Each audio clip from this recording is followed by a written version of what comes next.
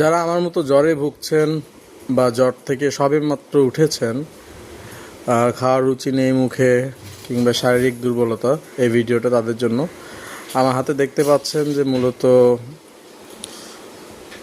কি এটা, অবশ্যই জুস জাতীয় কিছু হবে। এটা সত্য, এটা হচ্ছে কাঁচা আমের জুস। যদি আপনার এইরকম জ্বর থেকে ওঠার পরে মুখে খাওয়ার রুচি না থাকে, কিংবা হচ্ছে খেতে মন না চায়, তাহলে এই ধরনের জুস আপনার জন্য খুব উপকারী হতে পারে। আমি জ্বর চলে যাওয়ার পর থেকে খাচ্ছি আর কি, নিজেকে ফিট রাখার জন্য।